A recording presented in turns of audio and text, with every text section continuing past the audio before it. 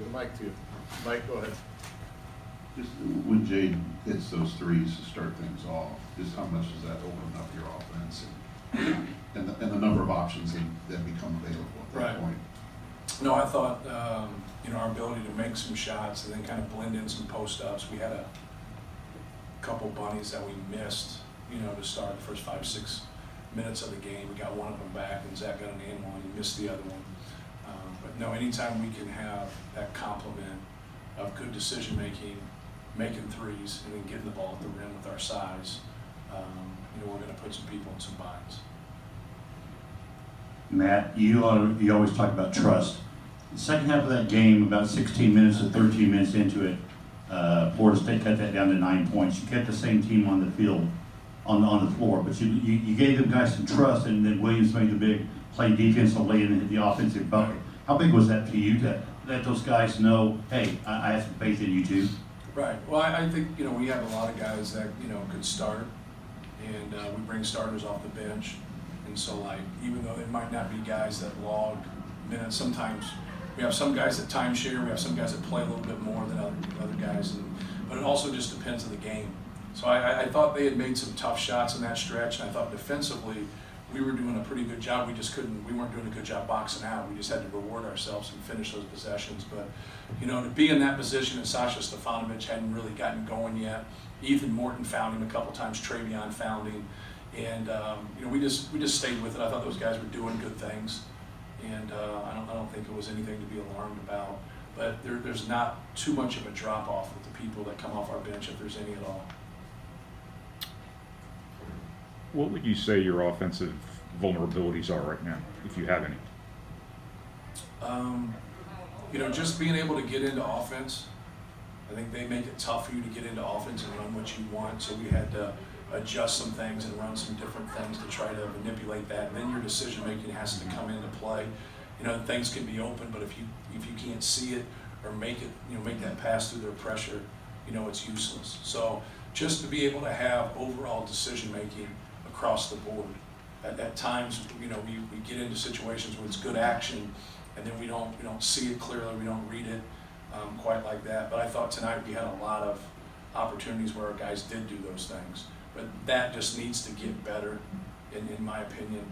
We got to do a little bit better job of sprinting and having spacing and getting away from each other. At times we get on top of each other. When you get guys that can shoot, they're just kind of running to the ball at times instead of staying away from the ball and letting the ball find them.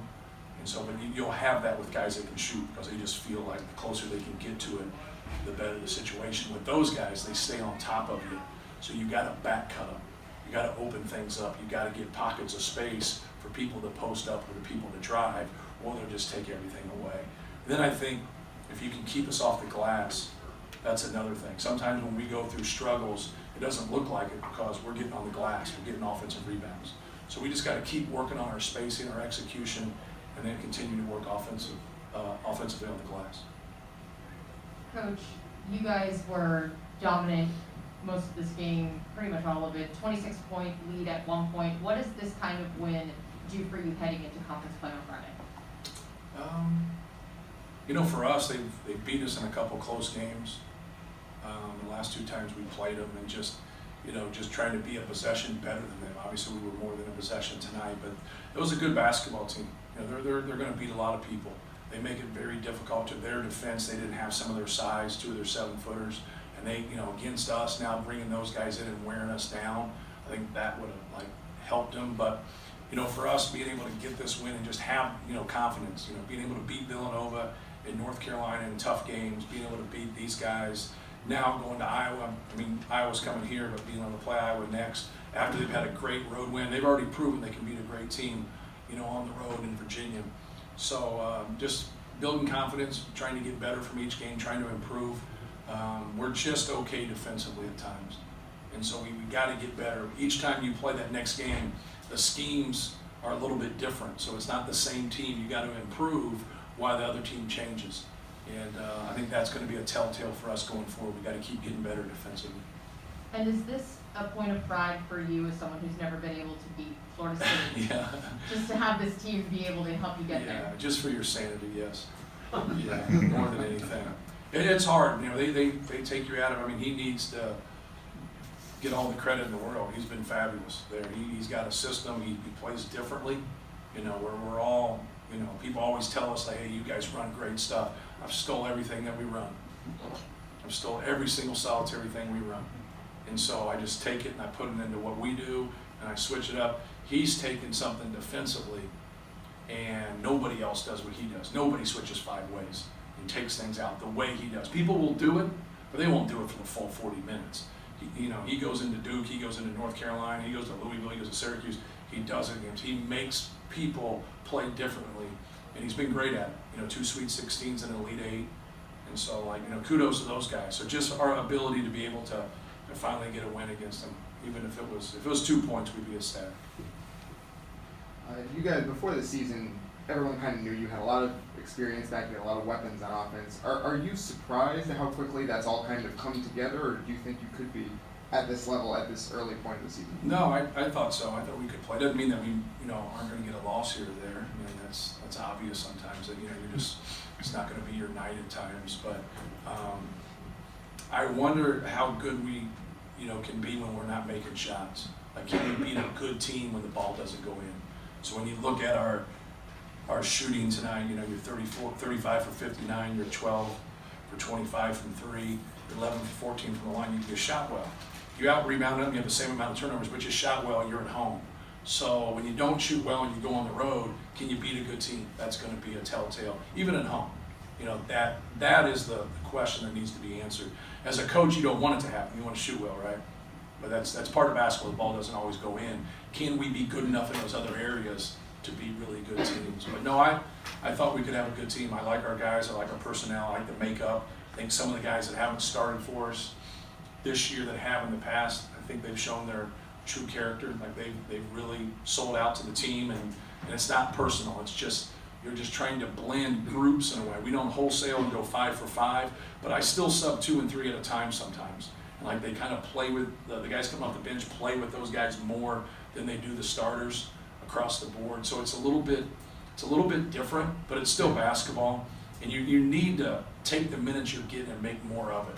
Like if you're used to 30 minutes and you're getting 20, make more of that 20. And I think those guys are starting to see that and do that. And you can empty your tank too. Like you don't have to sit there and pace yourself in a game. You can just play and play as hard as you possibly can because you know you're not going to be in probably more than 4 or 5 minutes. Coach, big day for you. Congratulations, the Hall of Fame. What's that kid at Delta High School and that player at Purdue think? I mean, the Indiana Hall of Fame. Yeah. I mean that's a lot. Yeah. I mean, and being an Indiana guy. So what's that mean to you? Yeah. Well, they didn't put me in for my playing ability. You still have points. I saw the press release. You should have saw who we were playing. But no, it's an honor. I think anytime you can get inducted into a Hall of Fame as a coach, first of all, it means you have good players. So we've had a lot of good players here at Purdue, and so, but no, it's an honor. I'm a guy that follows the game very closely and reads about stuff like that. And but no, it's when you look at the coaches that get all those attention, I'm yet to meet a really good coach with bad players. That person doesn't exist. So, Purdue is a great school. It's great education. It's a great location where there's a lot of players around. You have good coaches. And so I think that's been the real telltale for us. We haven't done better in recruiting. I think we've done better in evaluating. And being able to walk away from really, really talented guys that don't match the production on that level and finding guys that are just productive and that fit. You got to have 2 or 3 guys that can really do it, but those other guys that fit in, man, that's what makes a great team. I think you're seeing that more and more at the professional level. Once the superstars are set, who blends in with those superstars ends up being a big key. You got to have the main guys, but no, it's a great honor, and very fortunate to be in this position as Purdue's coach. Hey, Coach, can you talk about you guys' ability to execute when they force you guys into some late shot clock situations? Right. Well, I thought our guys did a good job. Like I told them, I said that our adjustment can't be at halftime with the way they play. Our adjustment has to be in practices. And so now once we get into the game, what they're doing and how they're going about things, we're not looking at each other and just kind of waiting for halftime to regroup.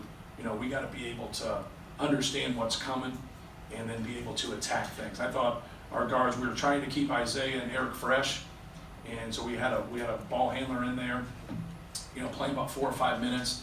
And now they can sub in for each other to keep that guy fresh right there. But you know, we have a place to go with the ball, especially when Zach's in. You can go over the top, and they got to hold another guy. Early on the game, I don't think they did a very good job of holding their other guy, and so Zach got more opportunities than trying to get Travion that basketball and open some things up. But we messed up a couple things, but we had a lot of slip plays. We had a lot of lob plays that we wanted to get in. We messed up the lob play there at the end. We had another slip where we just fell out of our hands. We had another slip, we just didn't pass and catch and have it. But the execution was there. I thought our guys did a good job. So we had been preparing for this for a while.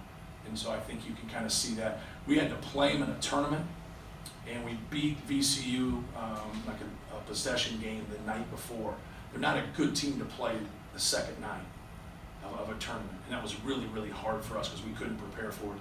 Here, we prepared for them for a while. For the past week, we've been doing stuff to try to get ready for this. So, but once again, that's really a backhanded compliment to them, just because how hard they make it on you. That's one, right? You said one of Brandon's challenges was to not try to squeeze 40 minutes of productivity into 15. How did he do in that regard tonight? I thought he was great.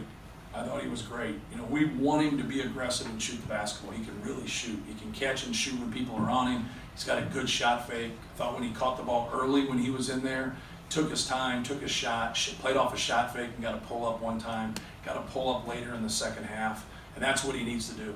But he made a good pass to Sasha in the opposite corner in the second half that it didn't go down, but it was the right play. He had the one turnover that got deflected, but it was the right play.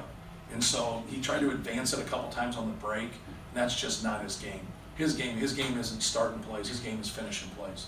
And but I thought he did a really good job. But he played well to where, you know, those minutes are justified too. When you stay in that 8 to 12 minute mark, it's really hard to get anything done. It just is. So he played well enough for 17 minutes, and that helped him. Sasha, you know, being in foul trouble, he really kind of kept us afloat there offensively when Sasha was out. So thank you. Thanks, yes.